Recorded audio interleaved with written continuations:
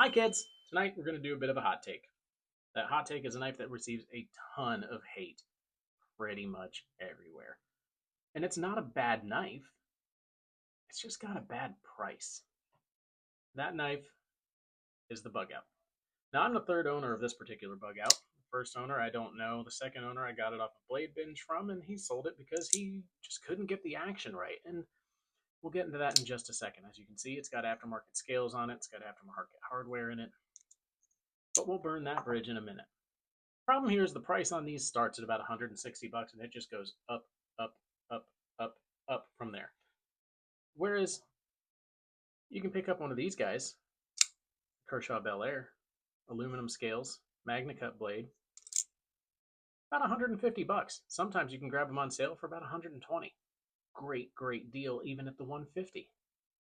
You can pick up about 400 flavors of this guy. I think it's available in more flavors than Kool-Aid. This one in the 154 CM, I think right now on Amazon, you can pick it up for about $65 with a 154 CM blade and Kaiser's amazing micarta. I will die on the hill that Kaiser has some of the best micarta that is out there right now. It is great. Plus, this has the adjustable clutch lock crossbar lock. This guy's an S30V. It is a bushing knife. These are both bearing knives. But really, I don't care about any of that. As you can see, this guy will drop shut just fine. He'll drop open just fine. Nothing wrong with bushings. The problem I have with that is that, yeah, a lot of high-end hard-use knives have bushings, but this isn't a high-end hard-use knife, is it? Ah, but there's the catch. What this is a slim, put it in your pocket, forget about it until you need it EDC knife. Now, why does that change my opinion on the bushings in this? What are your pockets full of? Ah, I bet there's all kinds of lint and stuff in there, isn't there? Chances it's going to affect the performance of the bearings on either of these knives is pretty slim. The chances it's going to affect the performance of the bushings on this knife is nil. Zip, zero, nada, zilch. Now, you did hear me say that the guy I bought this from sold it for a good price because he didn't like the action. Well, here's the thing. See that guy right there? That blade stop? See how it's held in by those screws? You notice that on none of these other guys is that held in by screws. It's captive to the scales. Every single one of these other guys, including the other Benchmade. Now, boy, I say now a lot, don't I? Record some videos, you'll notice things about yourself. Where that becomes an issue with this guy is these screws, if they are over tightened, and I am talking at all, even an eighth of a turn, you will get terrible, terrible action out of this knife.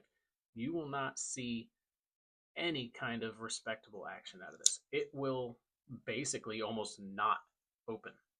You will have to open it like grandpa's old lockback, and it'll still be tight.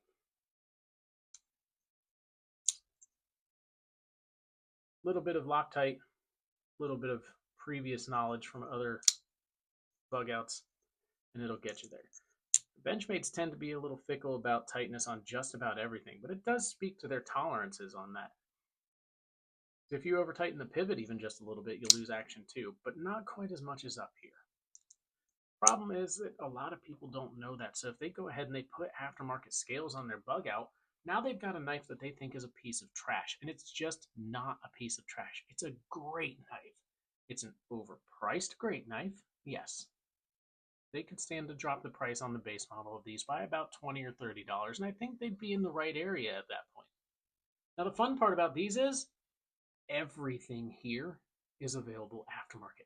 Everything on this knife is available aftermarket. As a matter of fact, in about 6 weeks, I'm going to have something really fun to show you guys because there's not going to be a single Benchmade part on it. Every single part on it is going to be aftermarket, including the blade. But I'll still have this knife. This will still be a full, complete knife. Oh, you guys are in for a treat on that one. And I hope I like it half as much as I think I'm going to. Ooh, that was a terrible attempt at a flip there. Don't be afraid to buy a bug out. if you got the means, it is a great knife. And like I said, it's kind of like the Glock of the knife world. You can replace anything on this knife that you want. Don't expect it to be a hard use knife. Don't expect it to be perfect. None of them are. But expect it to be a good EDC knife that, as long as you know a little bit about it, you're never going to have any issues with. Until we meet again.